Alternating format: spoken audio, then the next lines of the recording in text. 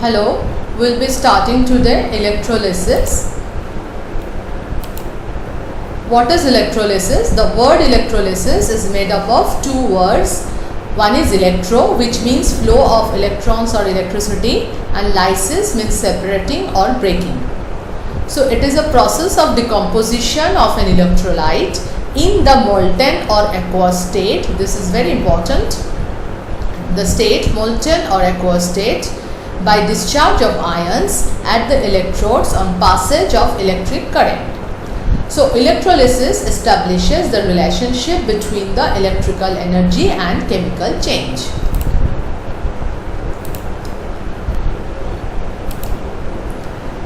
Now two more terms, conductor and non-conductors. Metallic elements like copper, aluminium, iron and other alloys in solid or in molten state allow electric current to pass through them without undergoing the chemical change. So these are called conductors.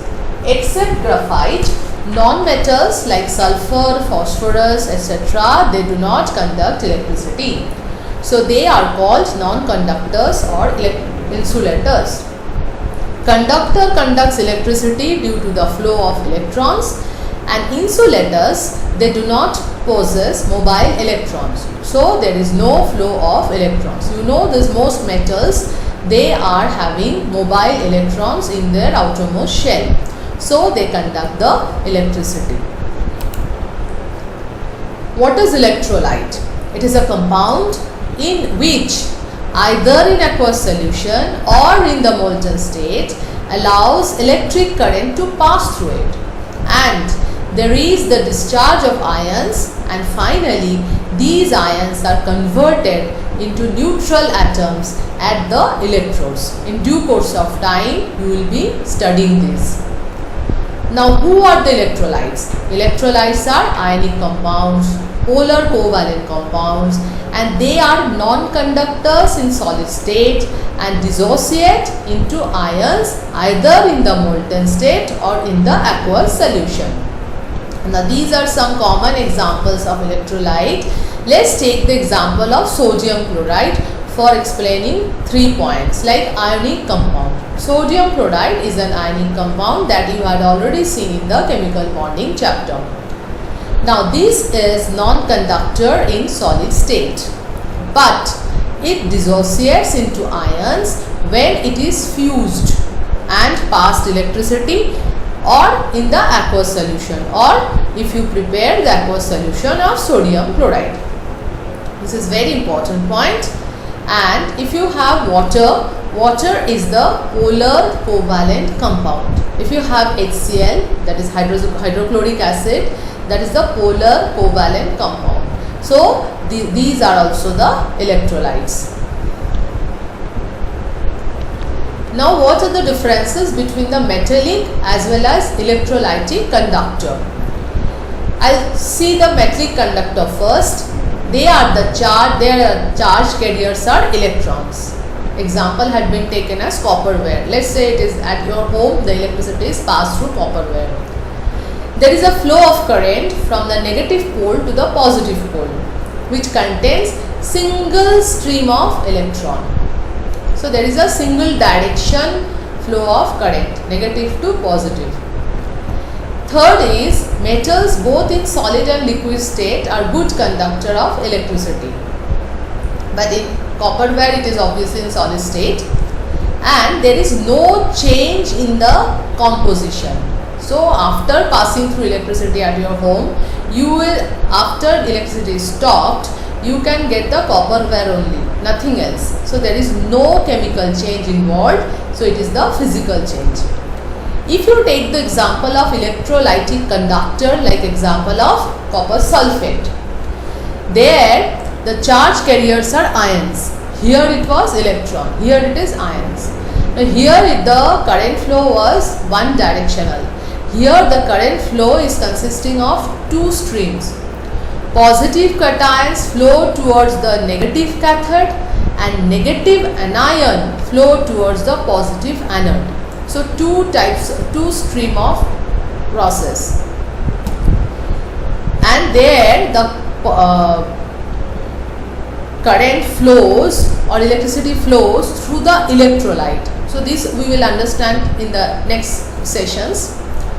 Now electrolytes are the good conductors only when they are in the aqueous solution or in the molten state, not in the solid state. Let's say if you take the copper sulfate crystal, you want to pass electricity through it, you cannot do. You have to either prepare the copper sulfate solution or you have to prepare the molten copper sulfate. And new products are formed at the electrodes. So this is the chemical change. There are two types of electrolytes and this depends on their conductivity and ability to dissociate into ion. These two types are strong and weak electrolyte.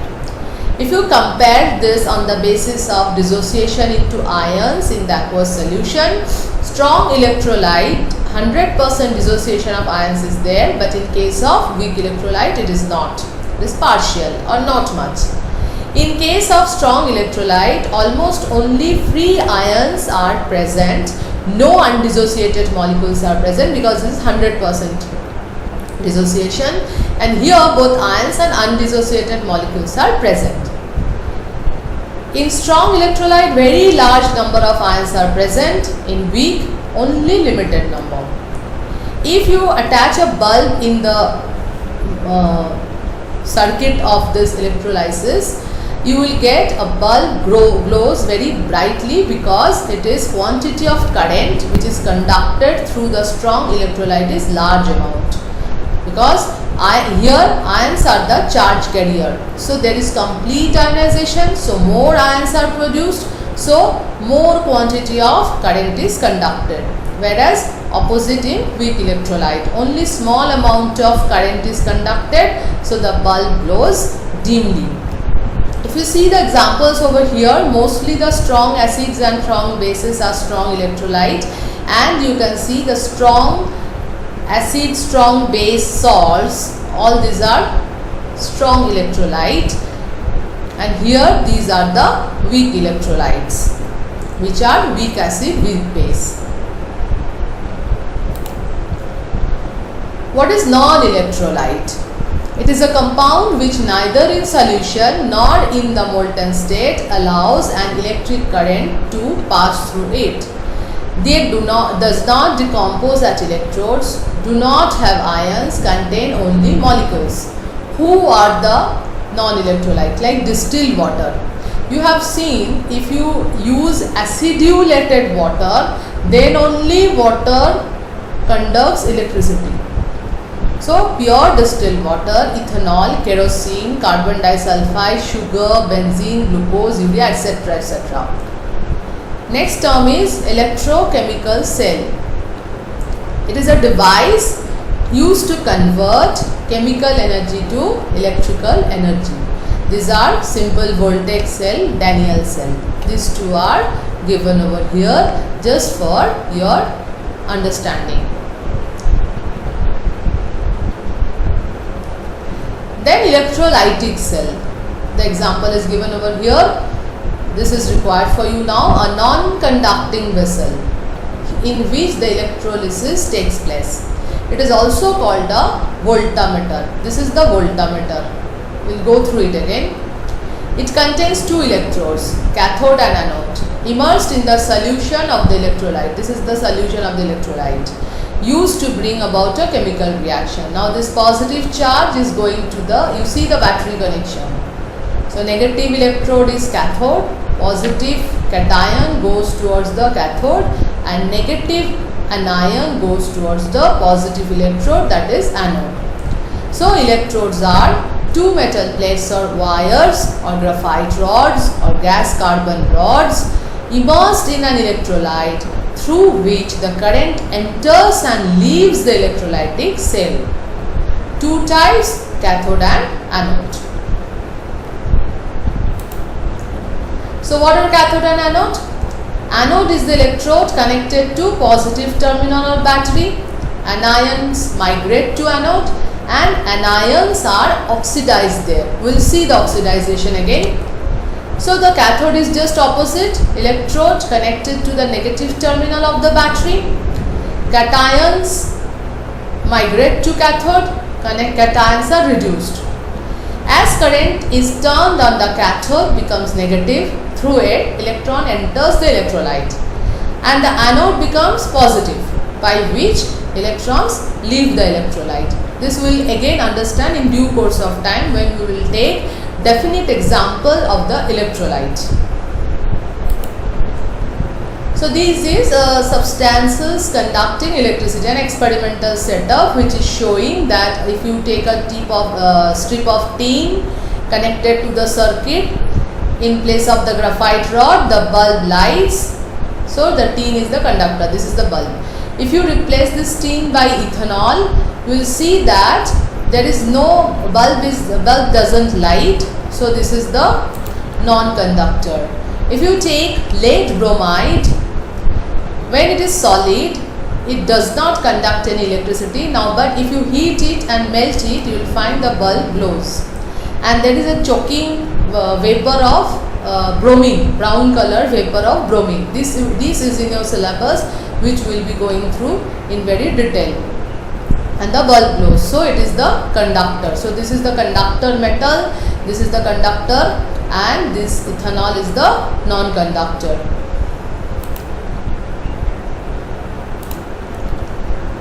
So the only solids that conduct are metals and graphite. If you have molecular substances, these are mostly non-conductor.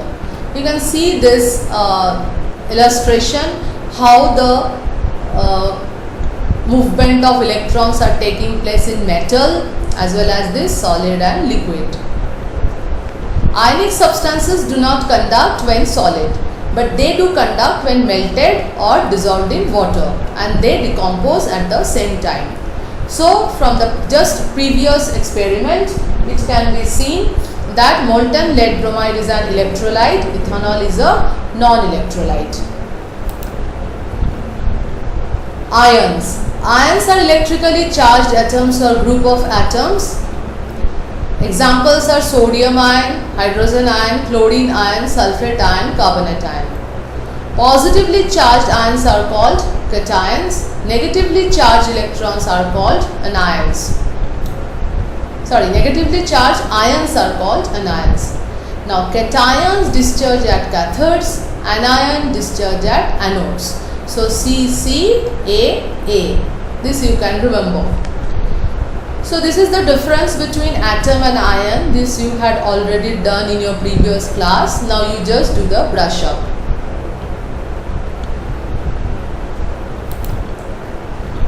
Oxidation. Electronically, oxidation is defined as the process in which an atom or ion loses electron. So you see here zinc loses 2 electron, give you +2. Here zinc is having the 0 oxidation state. Here sodium is having the 0 oxidation state. Sulfur 2- loses 2 electron, give you neutral sulfur. Similar for iron. Oxidation is also defined as a chemical process which involves addition of oxygen or removal of hydrogen. This already know in our previous classes. So this is the example of oxidation, addition of oxygen. This is the removal of hydrogen from H2S. This is giving you the sulfur. So the oxidizing agent is one which oxidizes other substances by either accepting electron or by providing oxygen or an electronegative ion, or by removing hydrogen or electropositive ion. So these are the examples of solid oxidizing agent, liquid oxidizing agent and gaseous oxidizing agent. We have gone through this part in your previous class, so I am not elaborating it again. So reduction similarly, just opposite to oxidation electronically. It is the process in which an atom or ion gains the electron. So this is the 0 state, 2- state. This is +3 state to reduction of state, oxidation state. Here also +2 to 0 state. This is +2 to 0 state. So there is the reduction. So it is also defined as a chemical process which involves removal of oxygen or addition of hydrogen. Let's see some examples. This is the removal of oxygen and this is the addition of hydrogen. These are very important reactions for your this class. So keep on learning this reaction by writing.